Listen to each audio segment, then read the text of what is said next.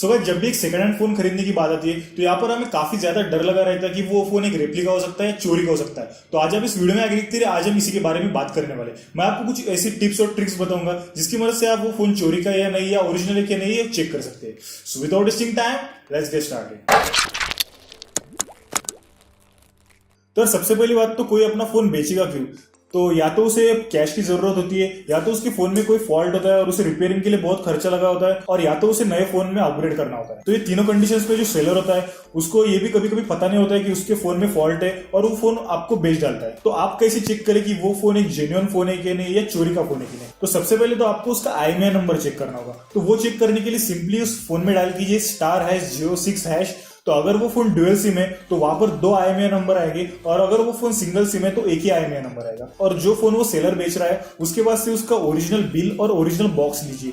Charger नहीं होगा तो चल जाएगा, पर उसका ओरिजिनल बिल और बॉक्स दीजिए। और बाद में देखिए कि फोन में जो भी IMEI नंबर आ रहा है और जो फोन का बिल होता है उस पर भी आपको 2 IMEI नंबर मिलेंगे। तो आप क्रॉस चेक करके चेक कर सकते हैं कि वो फोन में जो IMEI नंबर डिस्प्ले हो रहा है वही उस बिल पे IMEI नंबर है कि नहीं। तो इस तरह से वो फोन का बिल अगर ओरिजिनल है कि नहीं वो आप चेक कर सकते हैं। इसके बाद में आप ये भी चेक कीजिए कि वो बिल पे एक वैट नंबर है कि नहीं। तो अगर उस पर वैट नंबर नहीं होगा तो यार कोई भी नकली बिल बना के आपको दे सकता है, उस पर कोई भी IMEI नंबर डाल सकता है। तो उस पर देखिए कि वैट नंबर है कि नहीं। तो Amazon फ्लिपकार्ट का अगर बिल है तो यहाँ पर मैं दे दूंगा कुछ इस तरह का वो बिल होता है, उस पर सभी IMEI नंबर, सेलर वगैरह, एड्रेस, सभी डिटेल्स अवेलेबल हो। और यार काफी लोगों के मन में एक मिसकंसेप्शन होता है कि अगर बिल की जगह हम उस सेलर का ID प्रूफ लेंगे तो उससे वो फोन जेन्युइन रहता है। तो अगर आप एक चोरी किया हुआ फोन परचेस करते हैं तो सेक्शन 378 के अंदर आपके ऊपर प्रॉपर्टी थीफ की केस भी लग सकती है। तो मेरा सजेशन यही रहेगा कि आप ओरिजिनल बिल देखिए, उसका ओरिजिनल बॉक्स देखिए, बॉक्स के पीछे भी IMEI नंबर लिखा हुआ होता है, और बाद में आप उस फोन को परचेस कीजिए। इसके बाद में हम चेक करेंगे कि वो फोन एक फेक की फोन या रेप्लिका,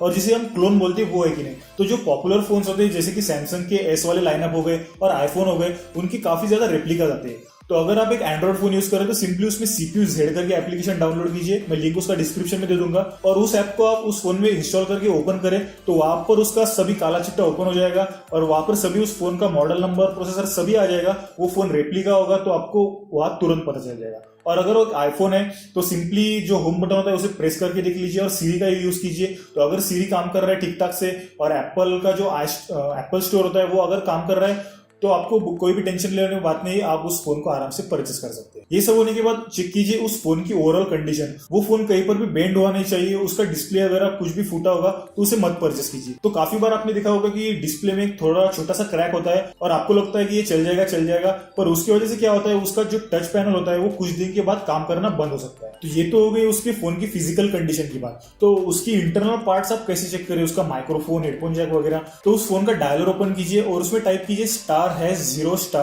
तो कुछ इस तरह का एक पॉपअप ओपन हो जाएगा। तो उस पॉपअप में आपको सभी तरह के टेस्टिंग्स ओपन होते हैं। उसमें आप आपका टच टेस्ट कर सकते हैं, आपका वाइब्रेशन टेस्ट कर सकते हैं। तो एक एक उसे ओपन कीजिए। अगर आप टच टेस्ट लेंगे तो कुछ इस तरह का उस पर सभी स्क्रीन पर टच करके देखिए कलर चेंज होता है डिस्प्ले का, और बाद में उसको टच का अंदाज आपको लग जाएगा। स्पीकर पे क्लिक करेंगे, स्पीकर से आवाज आने लगेगा, और कैमरा वगैरह टेस्ट करेंगे तो वो पिक्सल उसके चेक करता है। प्रॉक्सिमिटी सेंसर यहाँ पर चेक कर सकते हैं, जायरोस्कोप सेंसर चेक कर सकते हैं। मतलब फोन के अंदर की जितने भी हार्डवेयर है उससे आप वहां से टेस्ट कर सकते हैं। तो उसकी मदद से आपको पता चल जाएगा कि फोन की सभी सेंसर काम कर रहे हैं या नहीं। तो ये तो हो गए सभी बात। सबसे मेन दिक्कत आती है बैटरी की। तो आपने देखा होगा कि कई बार आप सेकंड हैंड फोन लेते हैं और 2-3 के बाद उसकी बैटरी का इश्यू आपको आने लगता है। तो उसे आप चेक कैसे करें? तो सबसे पहले उस फोन का चार्जिंग देखिए कितना है। अगर वो 80% है, मतलब कितना भी परसेंटेज होगा उसे देखिए, और उस फोन को रिस्टार्ट कीजिए। तो रिस्टार्ट करने के बाद अगर 3 से 5% से ज्यादा वो बैटरी अगर ड्रॉप होती है तो उस फोन की बैटरी में फॉल्ट है, वो आपको 2-3 दिन के बाद आराम से आपको तकलीफ देगी। जो रिस्टार्ट होता है वो ज्यादा से ज्यादा 2 से 3% बैटरी खाता है, उससे ज्यादा वो खाता नहीं। तो यार यही थी कुछ टिप्स अगर आपको एक सेकंड हैंड फोन खरीदना है। तो अगर आपको कोई भी क्वेश्चन से क्वेरी है तो मुझे आप इंस्टाग्राम पे पूछ सकते हैं, यहाँ पर मेरा हैंडल दे दूंगा, और नीचे डिस्क्रिप्शन में मेरे सारे सोशल मीडिया हैंडल्स अवेलेबल है। सो आज के लिए बस इतना ही। Thank you for watching the video. अगर आपको वीडियो चला तो वीडियो को लाइक जरूर कीजिए, और नीचे के बटन क्लिक करके चैनल को सब्सक्राइब करना मत भूलिएगा। Till then stay connected, keep supporting, this is your friend Shivam signing out.